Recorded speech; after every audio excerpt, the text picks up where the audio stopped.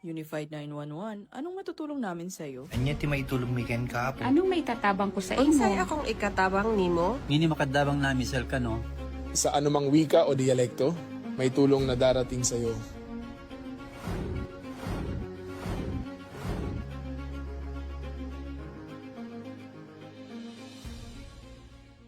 Lilingkod sa bawat Pilipino at magbibigay ng tamang impormasyon para sa tahimik at maayos na Pilipinas. Police News Network, alagad ng batas, tagapagtaguyod ng balitang pulis, sandigan ng mamamayan, patnubay ng katotohanan.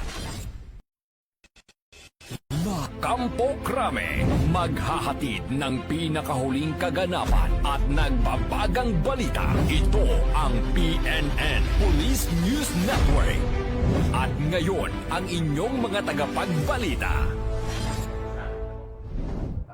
Magandang araw, bagong Pilipinas. Ako ang inyong alagad ng batas, tagataguyod ng Balitang Pulis. Ako ang inyong tagapagbalita, Patrolwoman Fe Octaviano. Maghahatid ng tamang balita, kwento ng pulis at serbisyo para sa mamamayan. At ito ang PNP News Online. Ang pangunahing balita ng Police News Network, alagad ng batas, tagataguyod ng Balitang Pulis.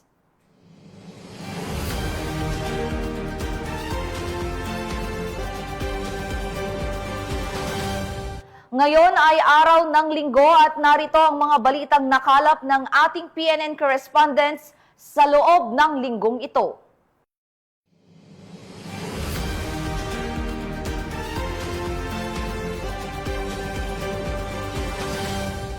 Mahigit 3 milyong piso na halaga ng shabu na sabat sa anti-illegal drug operation ng PNP Drug Enforcement 8 sa Tanawan, Leyte. 2 high-value target, arestado. Patrolwoman Cristel Palafox, magbabalita. Tinatayang 3,604,000 pesos ang halaga ng shabu ang nasabat sa 2 high-value individual sa kinasang bypass operation ng mga operatiba sa Bypass Road, Barangay Baras, Tanawan, Leyte. Bandang alas 12:23 ng umaga nang ikasang operasyon ng mga tauhan ng Regional Police Drug Enforcement Unit 8 sa koordinasyon sa Tanawan Municipal Police Station. Na-recover sa mga suspek ang 9 na pakete ng hininalang shabu na may tinatayang timbang na 530 gramo na nagkakalaga ng 3,604,000 pesos, isang 500 peso bill na ginamit bilang buy-bust money kasama ang 15 na 1,000 peso bill at isang 500 peso bill na ginamit bilang budol money, isang motorsiklo at mga drug paraphernalia. Maharap ang mga suspek sa kasong paglabag sa Section 5 at 11, Article 2 ng RA 9165 o Comprehensive Dangerous Drugs Act of 2002. Ang matagumpay na operasyon ay bunga ng pagpapaigting ng Regional Police Drug Enforcement Unit 8 katuwang ang iba pang ahensya ng gobyerno sa kampanya laban sa ilegal na droga upang matiyak ang kaayusan at kapayapaan sa nasasakupan. Patuloy ang paglilingkod ng kapulisan sa bagong PNP para sa bagong Pilipinas, serbisyong mabilis, tapat at nararamdaman. Mula dito sa Eastern Visayas, ako ang inyong PNN correspondent, Patrolwoman Palafox, alagad ng batas, tagataguyod ng Balitang Pulis. Maraming salamat, Patrolwoman Palafox. Sa patuloy na kampanya ng pamahalaan kontra insurhensya, voluntaryong sumuko ang 10 miyembro ng violent extremist group sa pamahalaan ng Maguindanao del Norte. Matataas na kalibre ng mga baril isinuko rin. Ang buong detalye ng report mula kay Patrolwoman Leonora Gawang. Nagbalik loob sa pamahalaan ang 10 miyembro ng violent extremist group, bit-bit ang kanilang matataas na kalibre ng armas sa Maguindanao del Norte nito lamang ikaunang araw ng Desyembre taong kasalukuyan. Na isa katuparan ng pagsuko ng mga former violent extremist group dahil sa inisyatiba at pagsusumikap ng PNP at 6 Mechanized Battalion. 9 sa mga sumuko ay mula sa Bangsamoro Islamic Freedom Fighters Karialan Faction habang isa naman mula sa Dawla Islamiyya Group. Kasabay ng kanilang pagbalik loob ang pagsuko ng 15 loose firearms sa ilalim ng Small Arms and Light Weapons Management Program. Ang pagbalik loob ng mga dating miyembro ng violent extremist group ay isang patunay ng matagumpay na pagsisikap at pagtutulungan ng PNP, kasundaluhan at lokal na pamahalaan na nagpapakita ng epektibong implementasyon ng mga programa ng pamahalaan na maibalik sa pamayanan at mabigyan ng pangalawang pagkakataon ang mga dating lumalaban sa gobyerno upang maging produktibong miyembro ng pamayanan kapiling ang kanilang pamilya at mahal sa buhay. Mula rito sa rehiyon ng Bangsamoro, ako ang inyong Police News Network Correspondent, Patrolwoman Leonora Gawang, alagad ng batas, tagataguyod ng Balitang Pulis. Maraming salamat, Patrolwoman Gawang. Matapos ang isang matagumpay na buy-bust operation, arestado ang isang high-value target sa operasyon ng Cebu City PNP. Mahigit 400,000 piso na halaga ng shabu, kumpiskado. Magbabalita dyan si Patrolwoman Annalyn Canoog.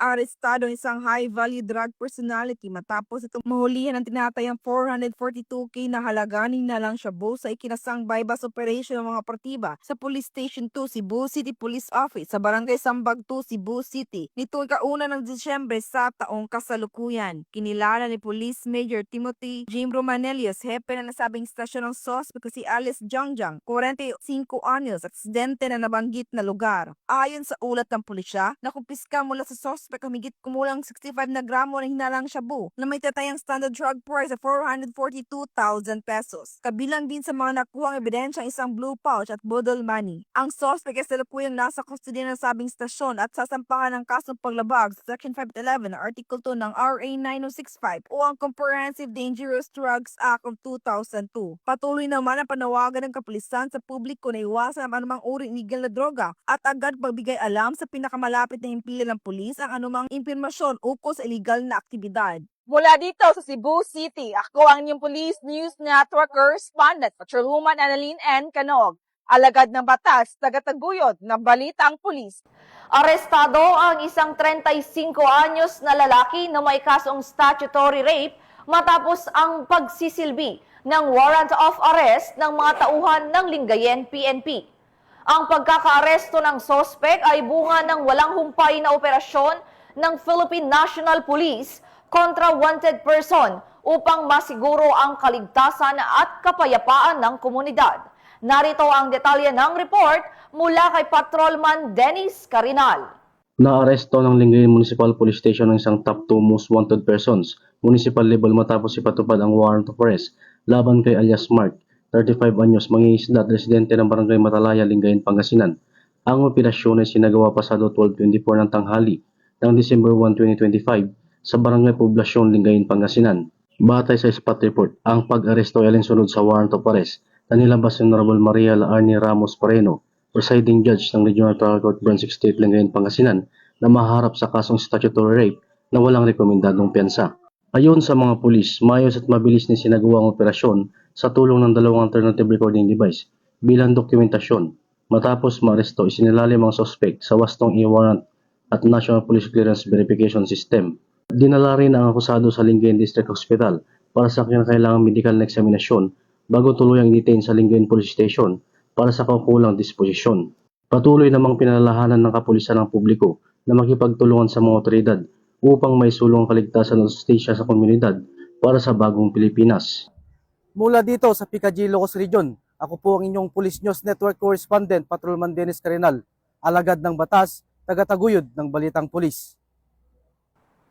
Maraming salamat, Patrolman Carinal. Nagniningning ang mga ngiti ng mga miyembro ng Police Regional Office 1 matapos ang pagdaraos ng ceremonial lighting sa La Union. Ibabalita yan ni Police Corporal Joanna Marie de los Santos. Nagmingning sa diwa ng Pasko ang PRO1 Grandstand sa isinagawang ceremonial lighting of the Belen na pinangunahan ni Police Brigadier General Dindo R. Reyes, Regional Director ng Police Regional Office 1, nito lamang Miyerkules ng gabi. Ipinamalas ng bawat cluster ng opisina ang kani-kanilang opisyal na Belen entries, tampok ang iba't ibang malikhaing disenyo at interpretasyon ng kapanganakan ni Jesucristo. Ang pagtatanghal na ito ay hindi lamang pagpapakita ng talento, ngunit patunay ng mas matatag na pagkakaisa at pagtutulungan sa loob ng PRO1 family. Naging masaya at makulay ang gabi habang sabay-sabay na hinangaan ng mga dumalo ang mga bilyan na nagbigay liwanag at kulay sa loob ng kampo. Ang naturang aktibidad ay nagsilbi ring pagkakataon upang mas mapalakas ang samahan at kooperasyon ng bawat unit. Mula sa tradisyon hanggang sa pagkamalikhain, ipinakita ng selebrasyong ito na ang PRO1 ay patuloy na nagtataguyod ng kultura ng pagkakaisa, pananampalataya at malasakit sa komunidad. Habang papalapit ang Kapaskuhan, ang liwanag ng Belen ay magsisilbing inspirasyon sa kanilang patuloy na tapat, makatao at malasakit na paglilingkod sa mamamayan. Mula dito sa Ilocos Region, ako ang inyong PNN correspondent, Police Corporal Joanna Maria de los Santos, alagad ng batas, tagataguyod ng Balitang Pulis. Maraming salamat, Police Corporal de los Santos.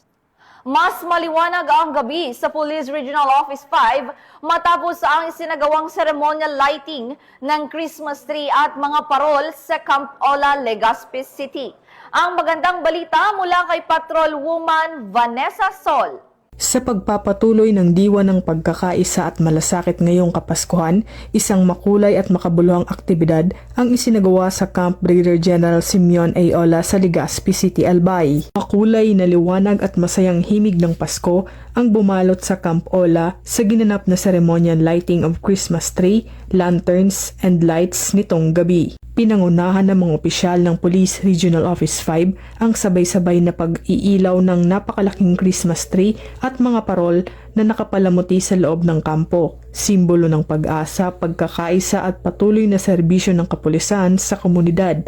Sa pamamagitan ng makbuluhang seremonyang ito, layunin ng Police Regional Office 5 na palakasin ang diwa ng komunidad at iparamdam sa bawat Bicolano na ang kapulisan ay kaisa nila sa mga ligtas at mas maliwanag na pagdiriwang ng Pasko. Mula dito sa Legazpi City, Albay, ako ang inyong PNN correspondent, Patrol Woman Vanessa Sol, alagad ng batas, tagataguyod ng Balitang Pulis. Maraming salamat, Patrol Woman Sol. Matapos makipagtransaksyon ang isang high-value target sa otoridad, naaresto ang suspect sa buy-bust operation at nakumpiska ang mahigit 300,000 piso na halaga ng iligal na droga. Patrol Woman Lynette Sablon sa report. Arestado ang isang hinihinalang high-value individual na kinilalang si alias Bebang, isang PWD at miyembro mano ng LGBTQ community matapos ang matagumpay na drug bypass operation sa barangay Lagoda, La Paz, Iloilo City dito lamang ika-3 ng Desyembre taong kasalukuyan. Nasamsa mula sa suspect ang isang plastic sachet na hinihinalang shabu gamit ang 8,000 pesos na bypass money. Bukod dito, nakumpiska rin ang 5 karagdagang sachet na hinalang shabu na may kabuang timbang na humigit kumulang 55 gramo na tinatayang nagkakahalaga ng higit 300,000 pesos. Ang operasyon na pinangunahan ni Police Captain Roque Jimeno III, Officer in Charge ng City Drug Enforcement Unit 6. Nasa kusidiya ng pulisya ang suspect para sa kaukulang dokumentasyon at nakatakdang sampahan ang kasong paglabag sa Republic Act 9165, ang Comprehensive Dangerous Drugs Act of 2002. Patuloy na nanindigan ang Philippine National Police sa kanilang layuning sugpuin ang iligal na droga at panatilihing ligtas ang komunidad. Bagong PNP para sa bagong Pilipinas, serbisyong mabilis, tapat at nararamdaman. Mula rito sa Western Visayas, ako inyong PNN correspondent, Patrol Woman Lynette Sablon, alagad ng batas, tagataguyod ng Balitang Pulis. Maraming salamat, Patrol Woman Sablon. At yan ang mga balitang nakalap ng ating PNN correspondent mula Luzon, Visayas at Mindanao sa loob ng linggong ito. Sa ngalan ng pamunuan ng Philippine National Police sa pangunguna ni Acting Chief PNP, Police Lieutenant General Jose Melencio C. Nartates Jr. at sa pamumuno ni President Ferdinand Bongbong Marcos Jr., kami ay maglilingkod sa bawat Pilipino at magbibigay ng tama at balanseng balita. At ito ang bagong PNP para sa bagong Pilipinas. Serbisyong mabilis, tapat at nararamdaman. Mula rito sa tanggapan ng tagapag-ugnay ng Pambansang Pulisya, ako ang inyong alagad ng batas, tagataguyod ng Balitang Pulis. Ako po si Patrol Woman Fe Octaviano. Maghahatid ng tamang balita, kwento ng pulis at serbisyo para sa mamamayan. At ito ang PNP News Online, ang pangunahing balita ng Police News Network.